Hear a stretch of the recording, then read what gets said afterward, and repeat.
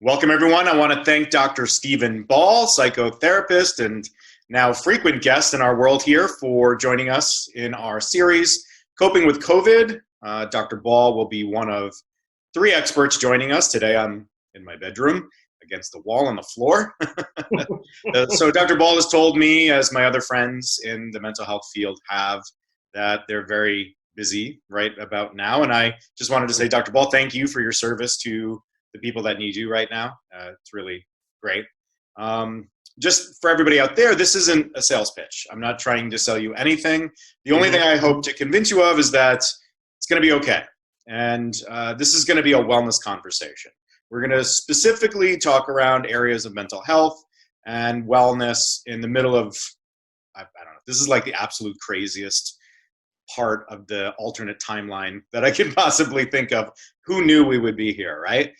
So I just want everybody to sit back, relax, and I truly hope that the information that we cover will help someone out there, just even a little bit. So my first question to you, Dr. Ball, is there anything that we can do to stop all this goddamn Zoom meeting stuff that we have to do? I'm just so sick of the webinars. It's great, but give me a break. So here we are adding to that, right? Right, just piling on. Both you and I said before we started, we're like, Yeah, right? I've been on screen all day. Yeah. I think there's a lot we could do. First, this is no longer short-term crisis. We are kind of moving into, forget what the government is saying, kind of phase 2.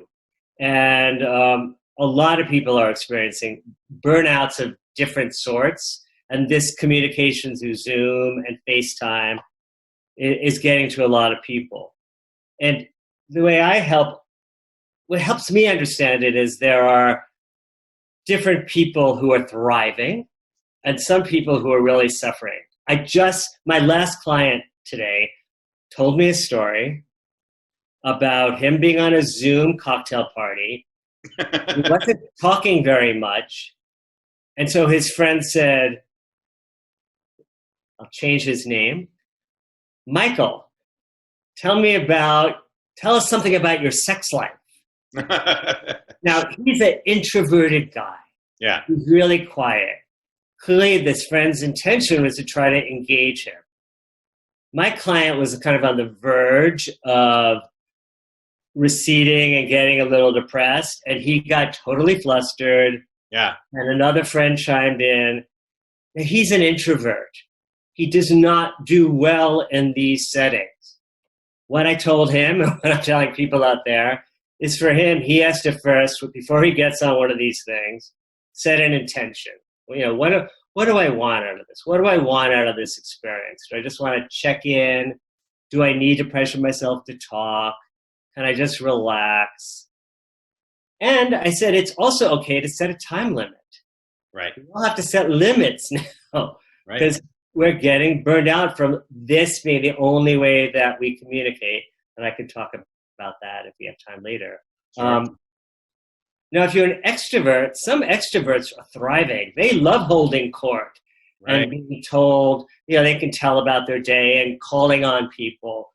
But knowing what you are, and I don't believe that we're pure introverts and pure extroverts, but just knowing that and really kind of being attuned to what your needs are before you start, like all this stuff. Take a breath, tune in, get clear about your intent, set a limit in your head.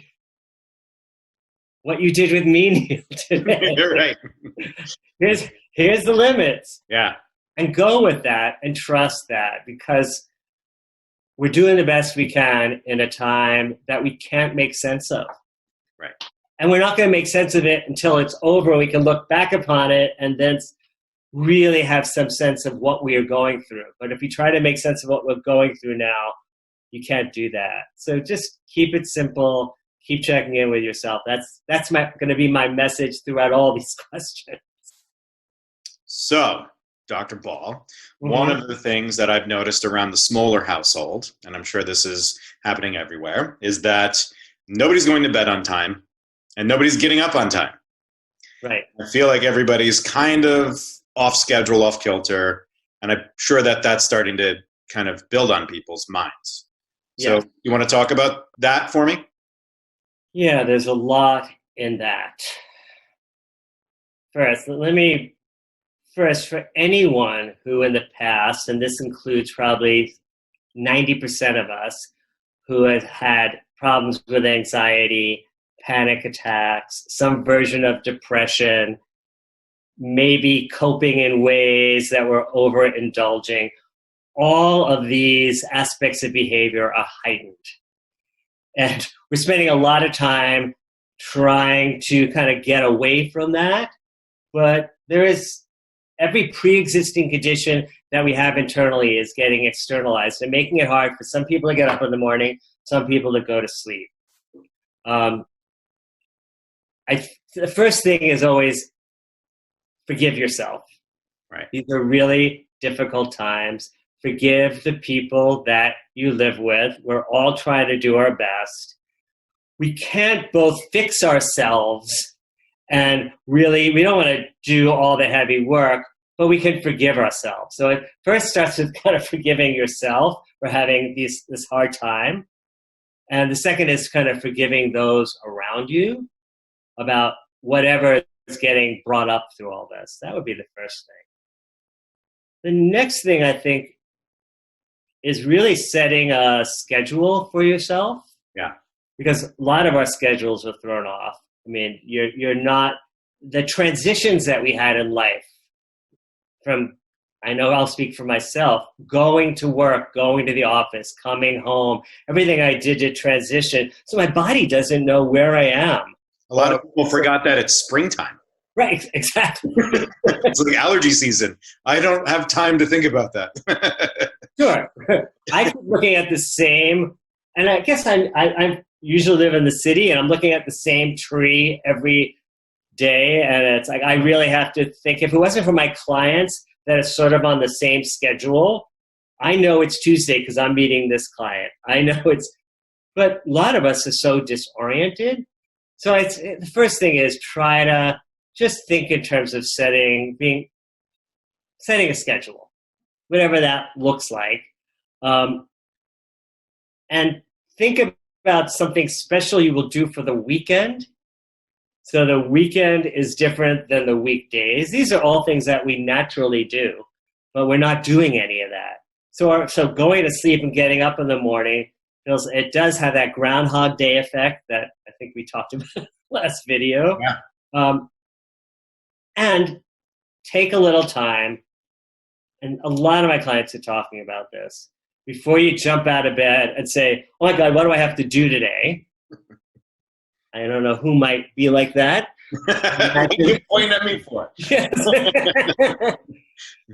Take a moment, check in, and just say, not just how am I going to get through this day, but how am I going to take care of myself today? Really, that's just kind of putting that new lens on, so to speak. How can I take care of myself today? I think that has to be all of our kind of first priority. And in taking care of ourselves, we will, giving that moment, we will start taking care of others in a different way. Also, acknowledge if you're getting depressed or anxious. And, I'm a parts guy, so we all have different parts. This is just part of me. And it's gotten very muscular, the part that has to do and go, and it's so overbuilt at this point. And just acknowledge that part, notice it, and if you can, just say, talk to it a little, have a conversation. And that also applies to depression, anxiety, and or old behaviors that are really destructive, like over shopping, over drinking, you get the overeating. Those are also coming up. So this is just time to be gentle, not to fix those problems, but do a little harm reduction every day. Dr. Ball knows me pretty well for a long time now, knows my personality type. So it's not a surprise to him, and it's probably not a surprise to a lot of people out there, that I was kind of like a motivation junkie, especially when I was 25 before I had children. it's like, read all the books, get all the catchphrases, put the stupid posters on the wall to motivate you. I actually had one of my buddies, Zach Bodenweber, on the podcast. He's a coach, and we were talking about how we are now like motivation junkies and such. And and now I'm not, of course, because now it's just like, oh, got too much going on. So, right. But one of the things that kind of pisses me off the most about all of this is the motivation junkies are being persistent through this. And I think they have good intentions, but I feel like the idea that, if you don't leave this quarantine with a new skill or crushed 20 books or like in shape and lost weight, then you suck at life, or like, you've failed, or whatever it is that they're saying. So again, I feel like their intentions are good, but it kind of stinks. So I just want your opinion on that matter. What do you think about all of that, and what should people really be doing? I'll start with 2 general statements. Your job now is to survive. And that's not very exciting. That's not very thrilling. But it really is to get through this as intact as we all can. And then we'll figure out how to make use of our creativity and overperform later on. Yeah. Another thought I have is a lot of us in this world today feel like we are our output. We are what we put out there to the world. So, I've been hearing this a lot. People kind of pressuring themselves to want to do something. Sometimes it's just to want to help. But there are others. My niece the other day said, I'm feeling the pressure. I need to be creative. I need to write a song. And for her, that was coming from social media. So the first thing I would say is figure out where this is coming from. Yeah. It's a should. It's not a could. It's a should. So listen, you can name all the shoulds. I should be creative. I should be making use of this time. I should not be wasting my time. All those are shoulds. I've talked to you about this before. Oh, yeah. This works for me. I take each should and change it into, this is an old standard, if I really wanted to, I could. And if you just try that on, that little difference, then you could ask yourself, do I really want to? The should feels punitive. I should be doing this. Where is that coming from? Your parents, the culture, social media, your vision of who you should be. To change it, once you identify that, if I really wanted to, I could write something that tells about my experience now and put it out there. If the answer is, do I really want to? No. Be relieved, let it go. If it's, I think so, or just then have dialogue with it. Dialogue. Change your shoulds to could, and that immediately have an internal dialogue. And I guarantee you, most people, I had a client the other day who was really overworking and saw it as a time to make extra money. And he was getting burnt out. And should this be his time when he could do overtime and make extra money? Well, it could. He asked himself, did he really want to? He said no. He ended up actually then he got to doing a piece of art that he wanted to do, but it wasn't, the should doesn't help us be creative. It doesn't help us do our output. It just makes us feel horrible about ourselves. All right, Dr. Stephen Ball, thank you so very much for joining me here on this session of Coping with COVID. Do you have any closing thoughts for my listeners and viewers out there? Yeah, it might sound a little corny, but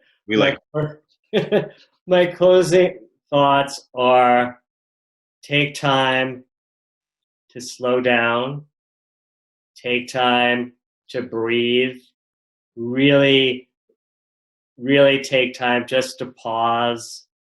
If you want to reflect on what's going on inside your body. We can't control what's outside in the world. There's so much we can't control. So really, the more self-care we could do. And it just takes, before I did this podcast, I was thinking, what am I going to say? And I just lied down and relaxed and did kind of the end of a yoga class for myself, but just scanning my body. And it's exactly what I needed. And I haven't been taking the time to do that. I've been transitioning from work to dinner to trying to relax. So take the time, pause, be with your body, be with your thoughts, be with your mind, and don't try to change what you can't control. Excellent. Yeah, I mean, when I was on with Dr. Dresdale, we talked about post-traumatic growth. So instead of allowing this to bring us down, we actually grow from this. And I believe if we dare it, we can make our lives remarkably better because of this. You know, that overworked part of us that, you know, we just talked about, that go, go, go stuff, like give it a rest, you know, be still, as you just said. You can grow from this, but not in that hacky goal set by some Instagram that's doing squats on their thread to get followers, right? So, you know, just a better awareness of ourselves, of others, what's really important in life. You know, just learning to be still is growth.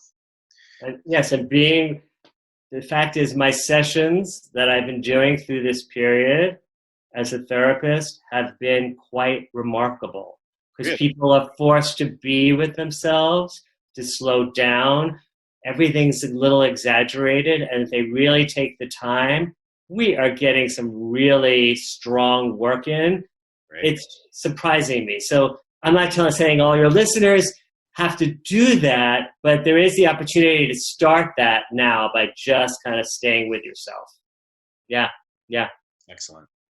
So thank you all for your time that you took here to listen and watch us. So please be safe, of course. When you have time, breathe. You know, make time to just breathe.